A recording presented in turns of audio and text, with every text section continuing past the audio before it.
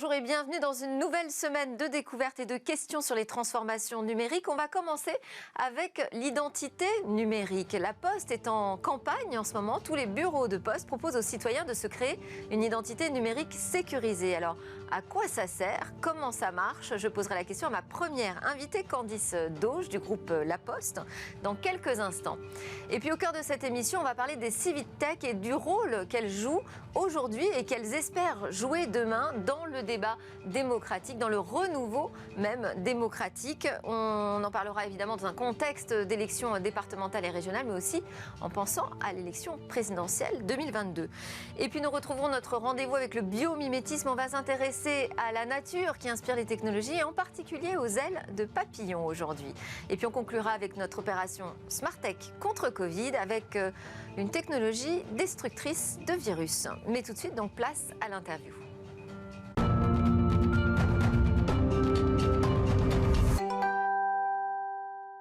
On parle d'identité numérique avec ma première invitée, Candice Dauge. Bonjour. Bonjour. Alors, je précise, donc vous êtes directrice de ce programme, l'identité numérique au sein du groupe La Poste. C'est le démarrage d'une campagne nationale dans tous les bureaux de poste.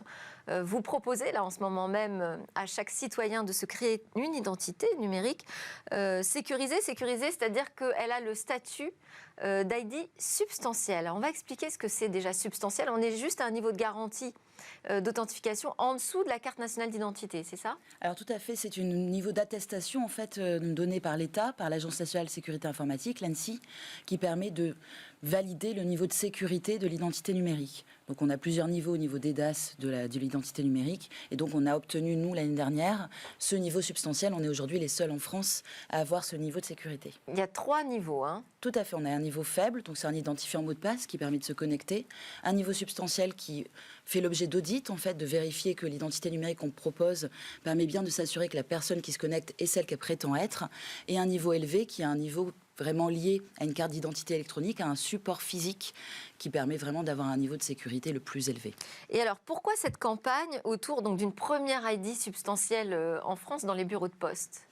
Alors c'est vrai qu'aujourd'hui, nous, à la Poste, on a 7000 bureaux de poste qui nous permettent de proposer des identités numériques et de faire connaître surtout ce service numérique qui est un service innovant aujourd'hui. Mais c'est pour un usage spécifique avec la Poste ? Pas du tout.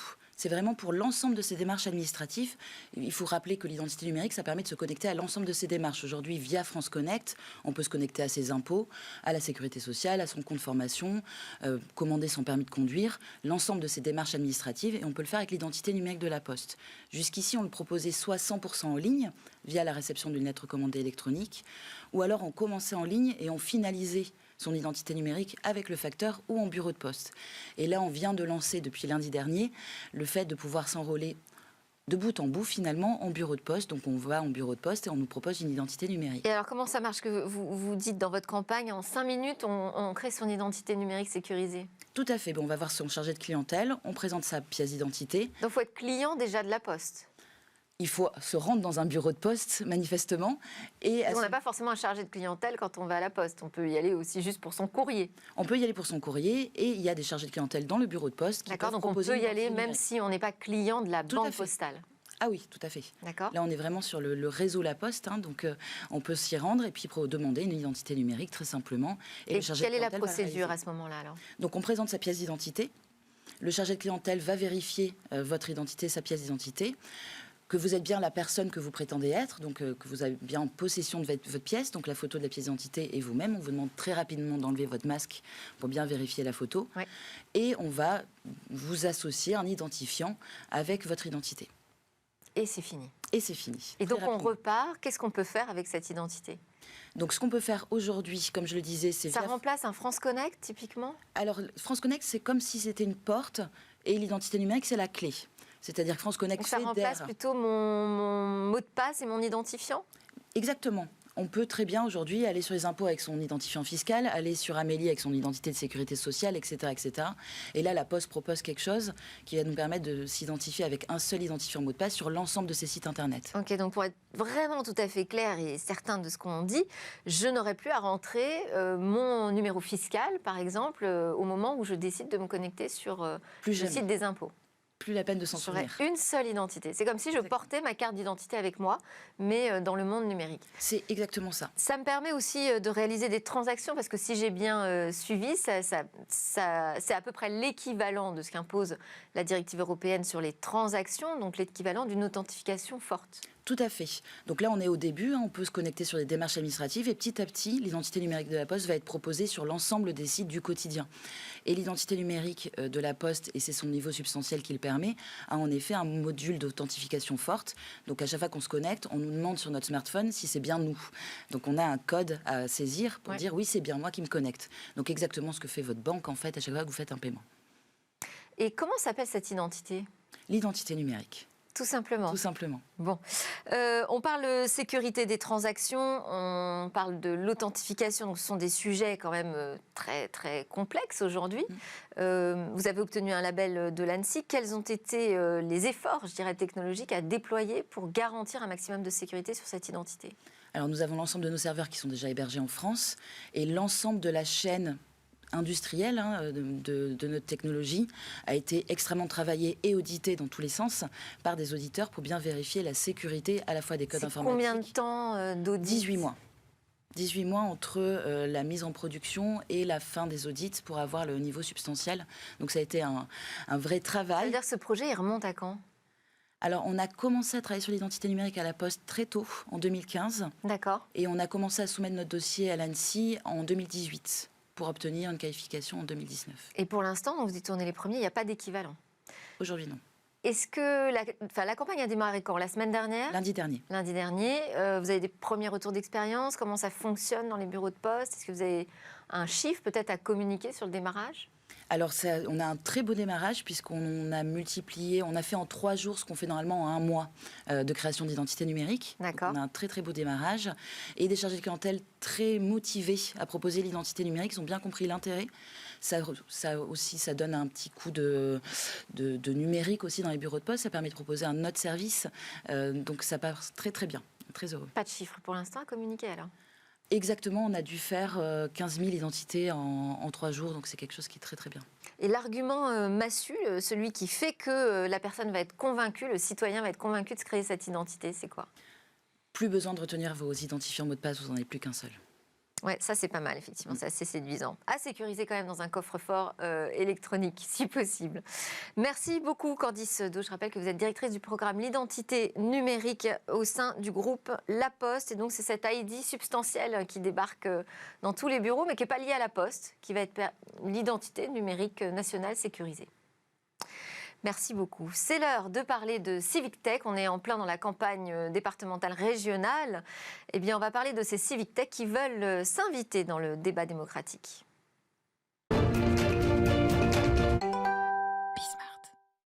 On parle donc du rôle démocratique des Civic Tech avec Isabelle Dian, présidente, j'allais dire vice-présidente, pas du tout, présidente, cofondatrice de Vote Nation, qui est l'une des dernières nées des Civic Tech françaises, un réseau social, citoyen et participatif au service de la démocratie. Votre ambition, c'est de créer un lien entre représentants et représentés, et donc de révolutionner le débat démocratique. Rien que ça.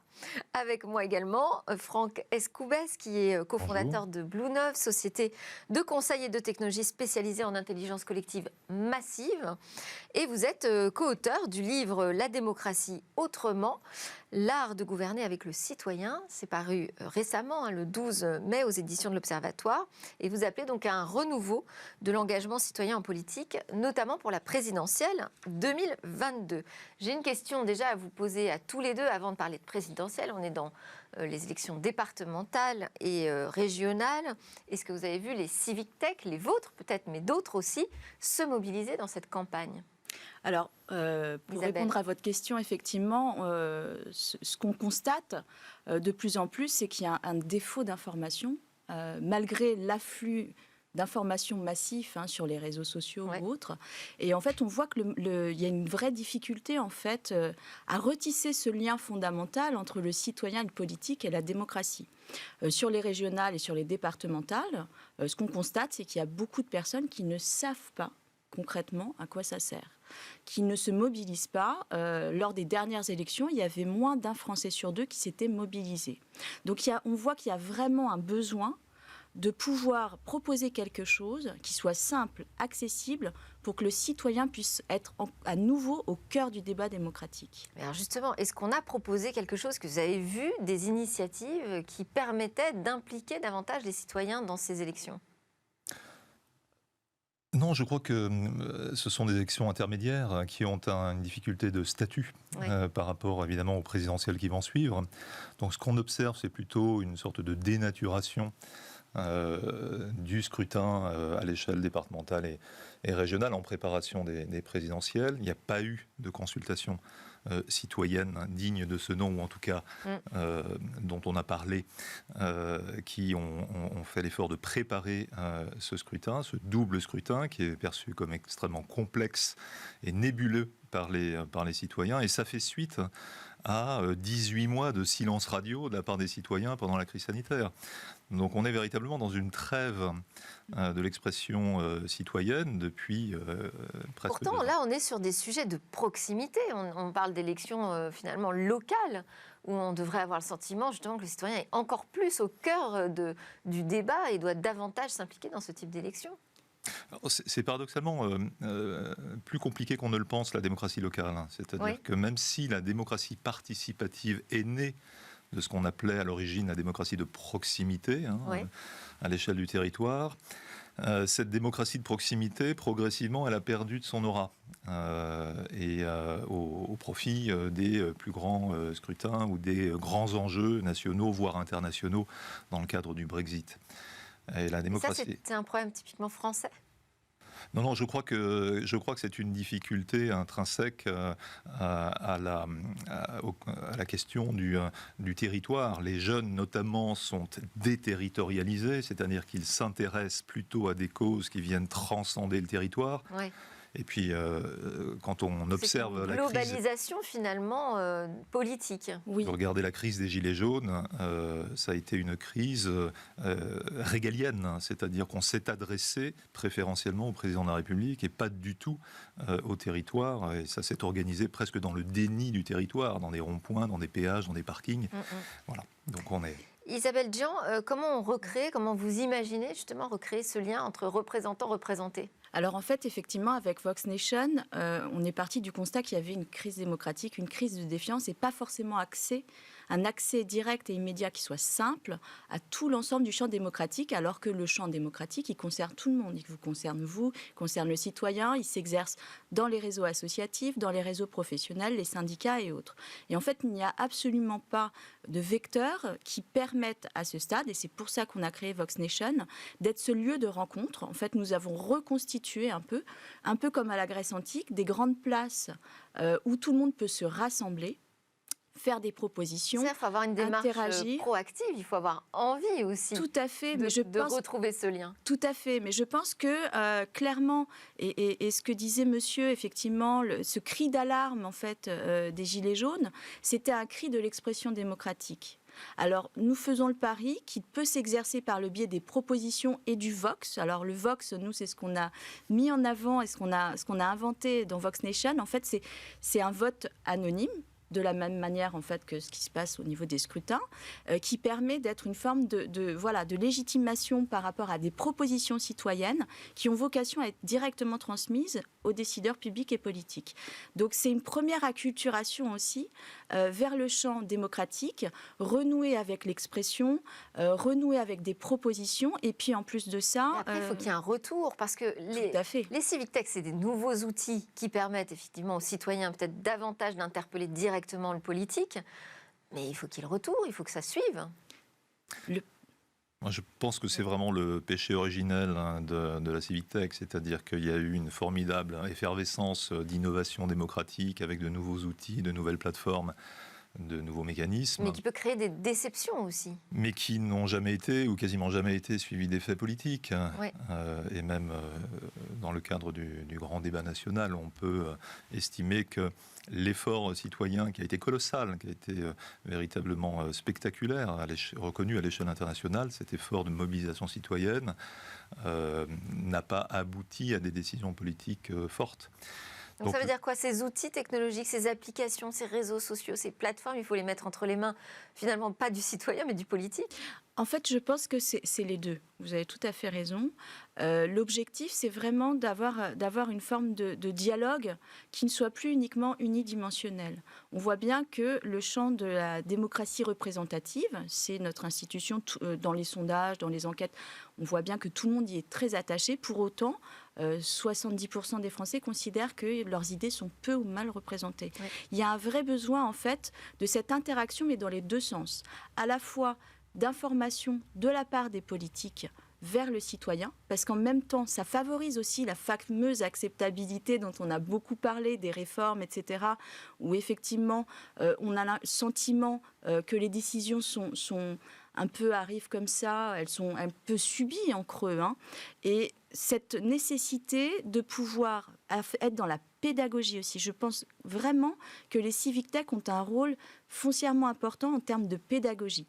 Et pour les politiques aussi, c'est aussi travailler en amont de réformes, par exemple, avec les citoyens, c'est aussi favoriser le fait que les réformes soient acceptées. Et ça, c'est vraiment quelque chose sur lequel, je pense, les politiques auraient vraiment quelque chose de foncièrement important à créer comme nouvelle dynamique, comme nouvelle impulsion, cette réconciliation en fait, entre la démocratie représentative et une démocratie plus participative.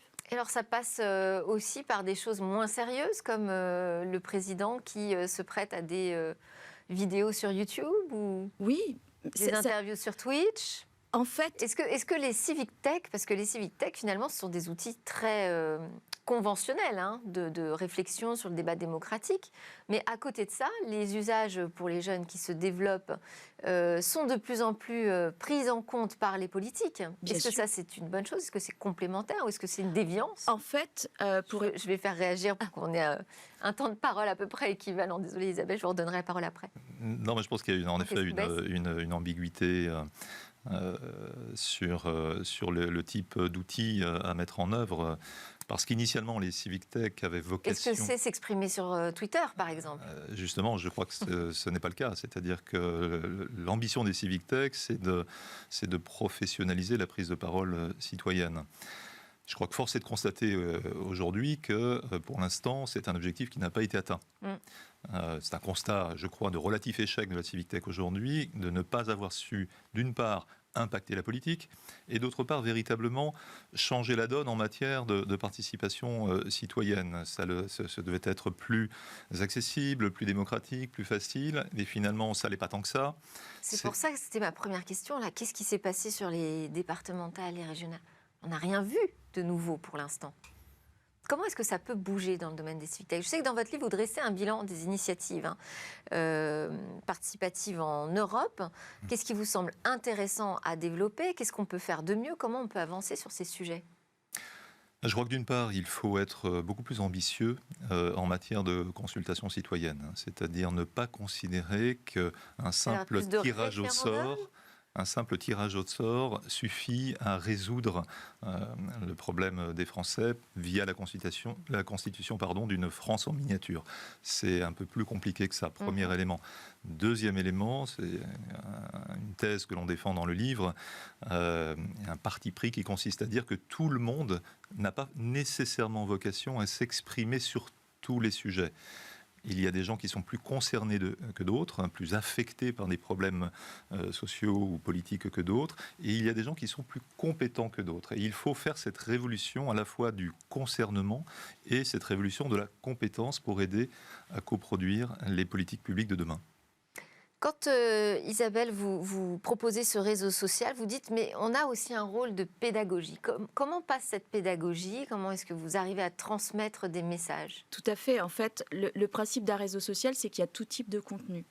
Et pour rebondir aussi sur votre première question, l'information démocratique politique, elle est disséminée sur des réseaux qui n'ont pas vocation à le faire. Ce qui fait qu'in fine, on perd sa cible.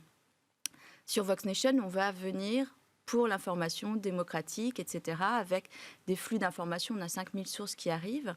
On a une interconnexion directe avec l'Assemblée nationale, le Sénat, le CESE et les institutions européennes, ce qui est une première forme de pédagogie, en fait. Nous, on voit tous les jours les choses arriver, donc on se rend compte de la richesse, en fait, de ce qui se passe au niveau de l'actualité parlementaire et qui concerne tout le monde. Donc ça, c'est déjà une première étape, en fait, accéder facilement depuis son smartphone ou son ordinateur. Ça réhabilite la politique, alors, finalement. Exactement. On voit qu'il se passe des choses, c'est ça que vous dites? Exactement. Non seulement il se passe des choses, mais en plus de ça, on va pouvoir y être associé. Par le biais de sondages, par le biais de propositions, on va pouvoir interagir avec les autres, on va pouvoir faire des contenus, que ce soit sous la forme de posts ou des vidéos. Et effectivement, je pense que vous avez fait référence à Twitch ou autre. Il y a aussi, il faudrait peut-être aussi apporter une forme de côté ludique aussi, pour pouvoir faire venir tout le monde vers la démocratie et pour sortir de cette crise de défiance, pour renouer, vraiment retisser les liens. Et je pense que la pédagogie, c'est ça va avec professionnaliser le citoyen et le loisir, le divertissement, ça marche ensemble? Je suis convaincu du fait que ça fonctionne en effet ensemble, c'est-à-dire qu'il faut une démocratie qui soit beaucoup plus festive, beaucoup plus célébrative. C'est-à-dire qu'on doit constituer une forme de rituel. Le jour où la démocratie deviendra un sport du quotidien ou une gymnastique du quotidien, je pense qu'on aura transformé radicalement la société. C'est vrai que là, on a plutôt tendance à penser l'inverse, c'est-à-dire que on voit de moins en moins de vocations presque en politique au niveau local. Et ça pose question aujourd'hui. Ce sont des domaines de compétences qui sont abandonnés. Je pense que le métier du politique est devenu un métier impossible dans le contexte que l'on connaît sur le plan des réseaux sociaux, sur le plan du web, sur le plan des médias, sur le plan de l'observation permanente de la faute, et qu'il faut réhabiliter l'art de la politique, réhabiliter l'art de l'engagement du citoyen pour faire en sorte que cet espace politique ne soit plus aussi tragique qu'il ne l'est aujourd'hui. Qu'est-ce que vous avez prévu comme prochaine consultation citoyenne ? Alors, déjà sur Vox Nation, comme je vous le disais, on a accès à tout ce qui se passe au niveau de l'actualité parlementaire. Donc, on a la possibilité d'interagir en direct sur des projets de loi ou autres. On a aussi en prévision de lancer une grande consultation pour... dans le cadre de la COP26, donc sur tout ce qui est transition écologique. Donc l'idée, c'est que notre plateforme, le réseau social, puisse être une chambre, une caisse de résonance par rapport à des propositions citoyennes qui pourraient être transmises dans le cadre de la COP26. Et puis, bien évidemment, nous allons lancer...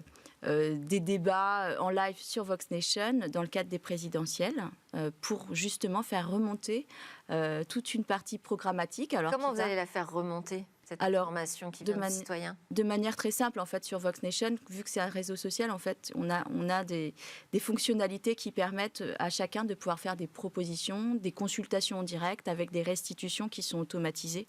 Donc là, c'est l'effet de la tech qui facilite un peu les choses.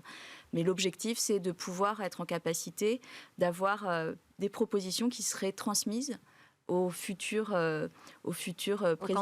candidats, exactement, et donc qui permettraient de pouvoir s'en saisir. Donc vraiment, de faire remonter, d'avoir cette volonté de faire en sorte que le citoyen soit au cœur du débat démocratique et qu'il puisse se rapprocher de la politique. Alors il y a un sujet pour moi qui pourrait régler une partie du problème de taux de participation aussi aux élections, c'est le vote électronique.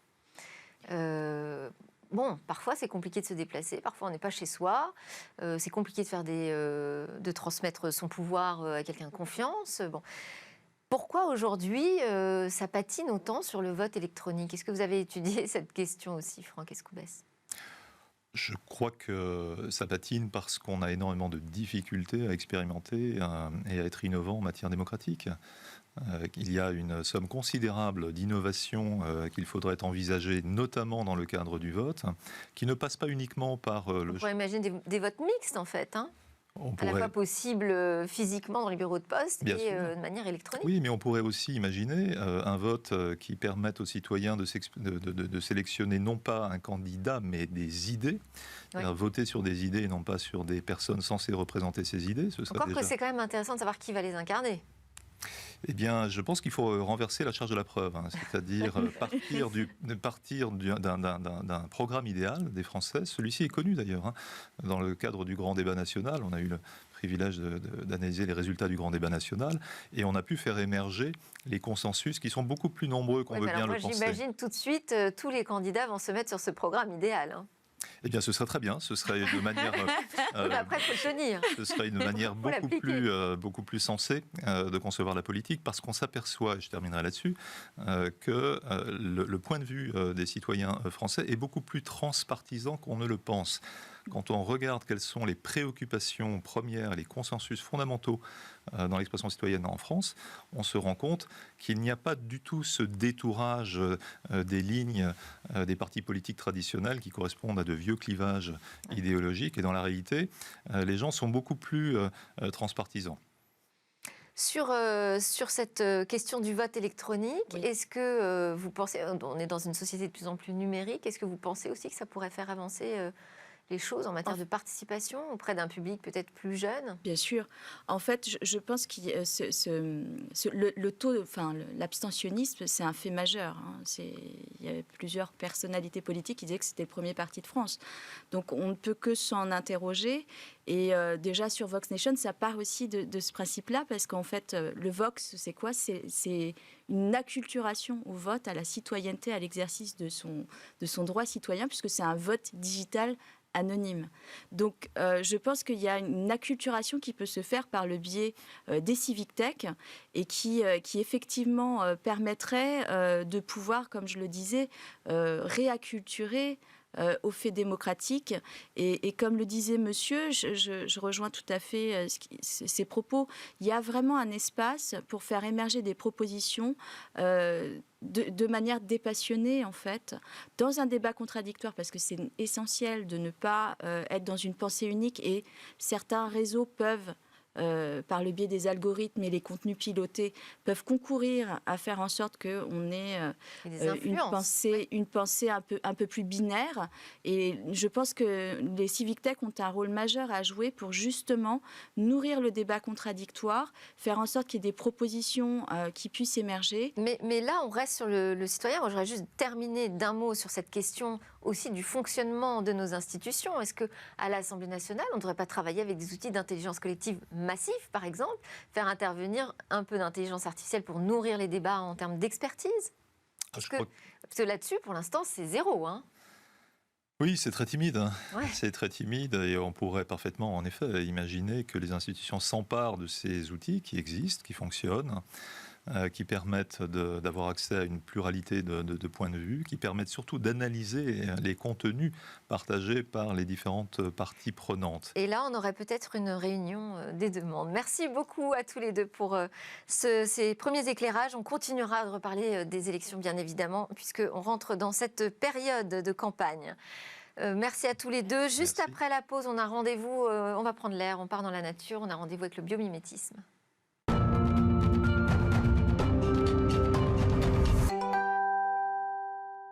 Nous sommes de retour sur le plateau de Smart Tech. Vous regardez Smart Tech et on va parler biomimétisme avec Sidney Rostand, qui est fondateur de Bioxégie. Bonjour Sidney. Bonjour Delphine. Alors, notre découverte avec vous aujourd'hui, c'est la naissance d'un détecteur de sucre qui s'inspire des ailes de papillon. Alors, plus précisément, avant de parler des détecteurs de sucre, on parle de la couleur dans le vivant. Vous le savez, la couleur, c'est un moyen de communication extrêmement important dans le vivant. Ça permet de réagir, de détecter, de communiquer, d'avertir aussi. Et il y a plein de façons de faire de la couleur dans le vivant. La façon la plus connue, évidemment, c'est les pigments. C'est ce qu'on a sur nos peaux, c'est ce qu'on a sur les vêtements aussi, ça donne de la couleur.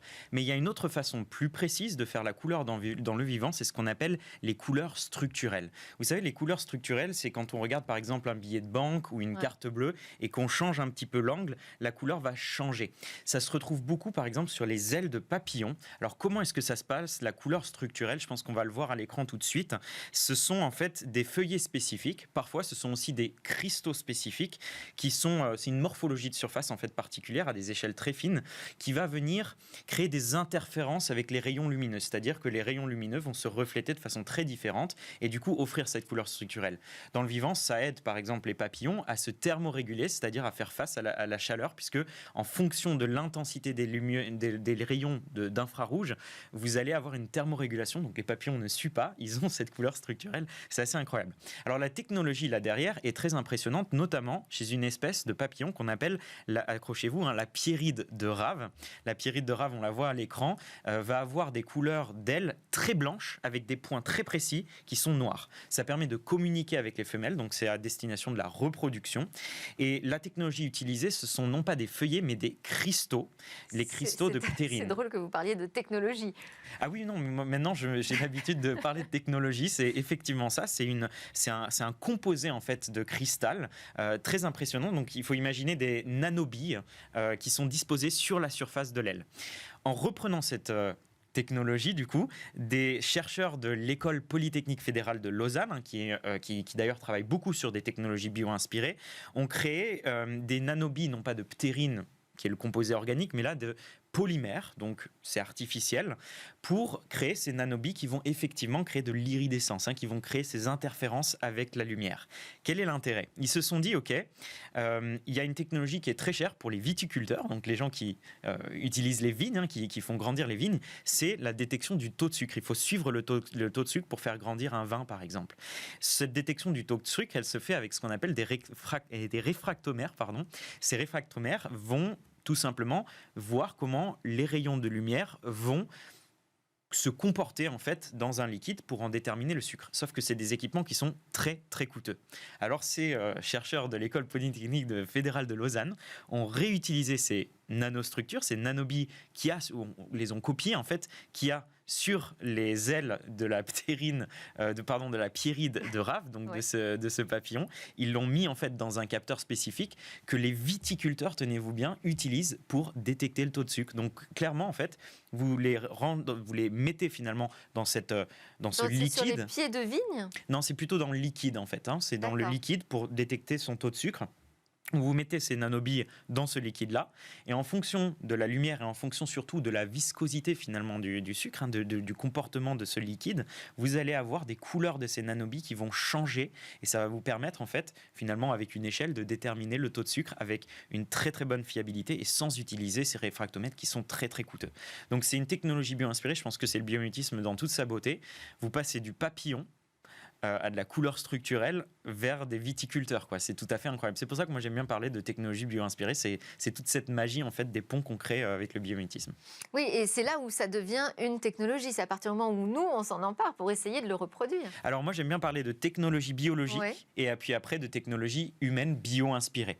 Pourquoi est-ce qu'on peut parler de technologie ? Parce qu'en réalité, une technologie c'est un développement, une innovation qui est créée chez l'être humain, c'est comme ça qu'on l'entend, pour faire face à un nouvel environnement ou pour faire du progrès. Mais en tant que tel, moi j'utilise beaucoup la notion de technologie biologique puisque c'est la nature qui, d'une manière ou d'une autre, a développé une tactique, a développé une approche mécanique pour faire face à un environnement. C'est pour ça que moi j'aime bien parler de technologie biologique. Oui, on va continuer à en parler cette semaine, Sidney Rostand, ensemble, puisqu'on va fêter les 1 an aussi de biomimétisme dans Smartech. Merci Sidney Rostand, fondateur de Bioxégie. À suivre, c'est notre opération du lundi, opération Smartech contre Covid.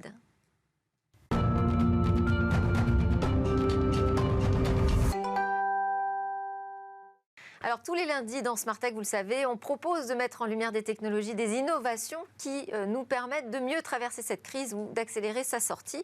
Bonjour Eva Bensadi. Aujourd'hui, c'est vous qui allez nous présenter cette innovation. Vous êtes venu accompagné de Philippe Bachat, président de Néogienne, que j'ai reçu d'ailleurs dans Smartech. Alors c'était en août 2020. Exact. À l'époque, on pensait qu'on avait traversé le pire de la crise.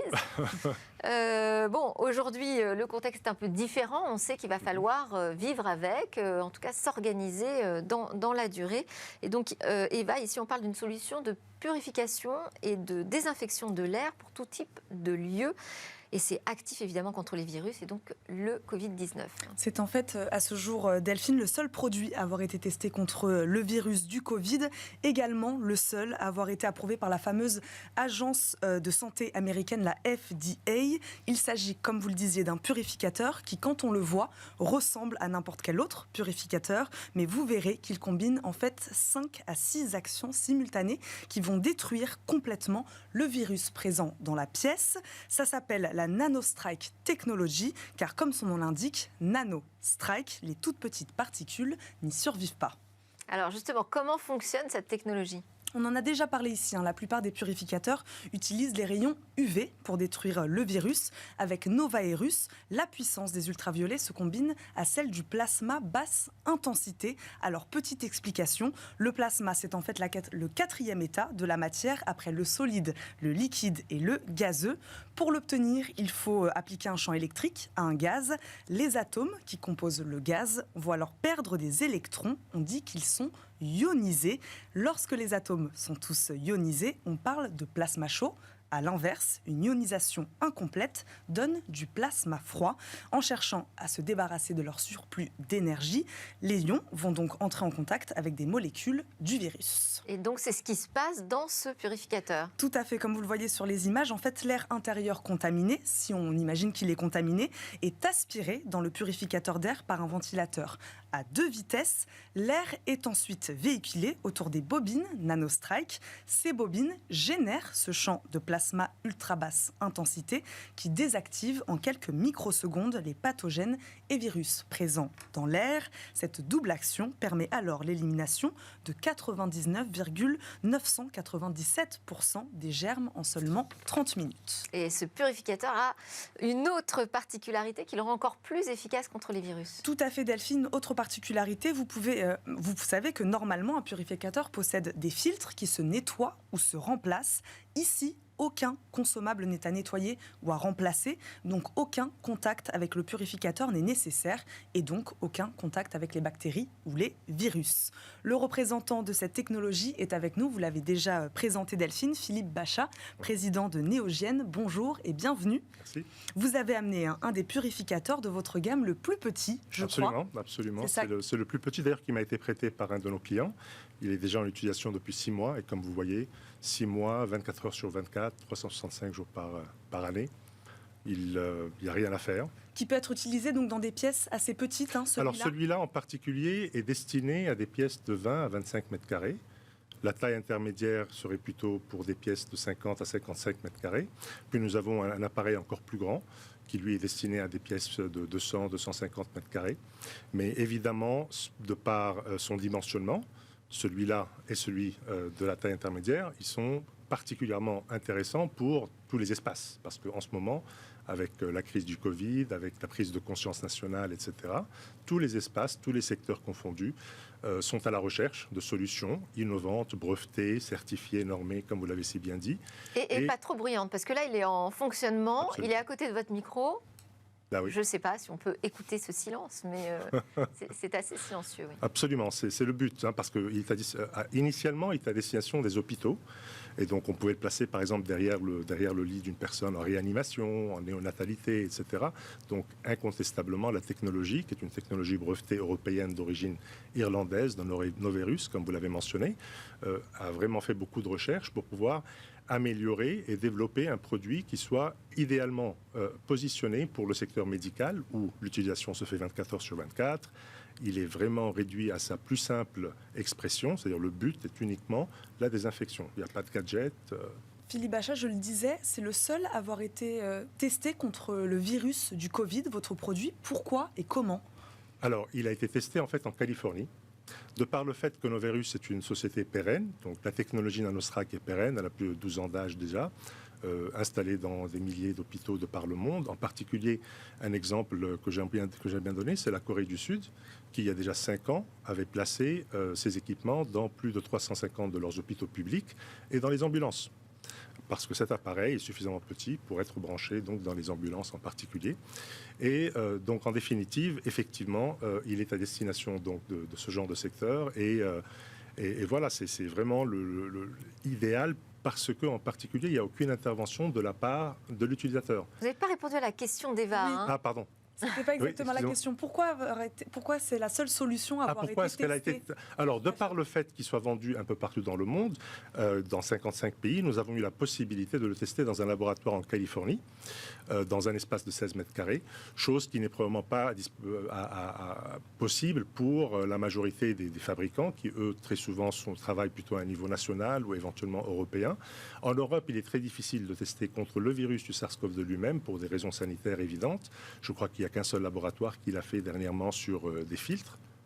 Allez-y, je vous en prie. Oui, continuez. il a fait sur des filtres. Et donc voilà, donc nous avons été en Californie pour pouvoir le tester et pour en fait dépasser ce stade, puisque en ce moment, nous sommes en train de parler de la période, nous sommes en train de nous préparer, en particulier pour tous ces secteurs, les commerces, etc., pour la période même post-Covid. Oui. Le problème n'est pas seulement lié au coronavirus, mais aussi pour cette prise de conscience, pour rassurer les utilisateurs, rassurer les clients, rassurer les patients dans les cliniques, etc., contre le sujet de la contamination des infections dans un espace clos.